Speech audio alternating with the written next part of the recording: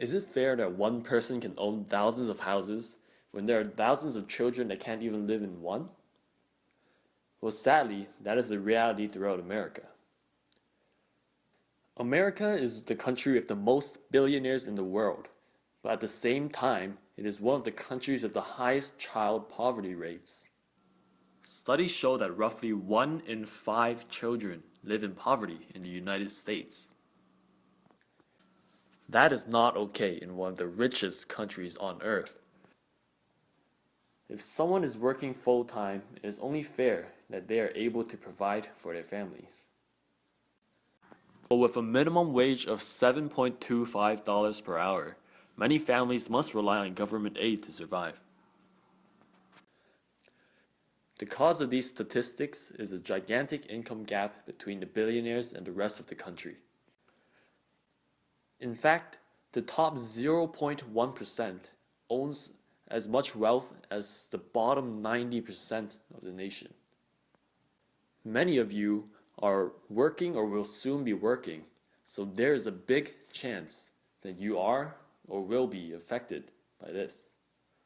One of the problems is that wealthy and large corporations are maximizing profits by abusing many systems and loopholes that are put in place. For example, many companies shift profits overseas to avoid US taxes. This causes billions of dollars that could have been used to support the community to instead find its way to the pockets of the wealthy. But some companies abuse the systems even more severely. Walmart, the largest company in the world by revenue, purposely pays its employees less than a living wage, so the employees can qualify for government aids and survive that way. Walmart lowers their own costs, and the owners of Walmart profit from the tax money that the population pays for. In the business world, everyone is trying to squeeze a little more profit wherever they can, and some of those efforts are forcing families into poverty. Growing up in poverty has lasting, lifelong effects on children. For example, consider Marcel, a 12-year-old child growing up in Camden, New Jersey. He weighs as much as a grown man because of health problems, but eating healthy is prohibitively expensive for him. He's scared to be outside because kids often get killed in their violent feuds as collateral damage, and recently, the city laid off half its police force due to budget cuts. Camden has a 70% high school dropout rate, and only 13% of the children there pass the state math exam. Imagine if only 13% of us pass the calc exam tonight. Kids don't pick where they're born into, and we can't leave kids with poor parents behind. This needs to be addressed soon, since the problem is only getting bigger. For every 2 homeless children in 2006, there are now 3. So, is it possible to address wealth inequality? Of course it is.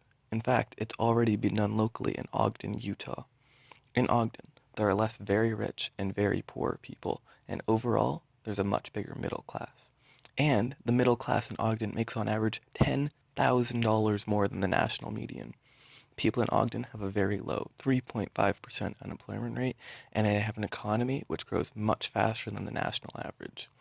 So, how can we scale Ogden's wealth equality success nationwide? First, we need to make sure that everyone who wants a job can get one. Currently, the real unemployment rate in America is 11%, but this disproportionately affects certain demographics.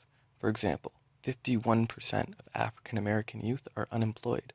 A large federal jobs program is needed to make sure that people have opportunities to work. Second, the minimum wage needs to be raised to a living wage. There are too many people who work hard and still need to rely on government assistance programs to make ends meet. This means raising the minimum wage from $7.25 an hour to a real living wage of $15 an hour.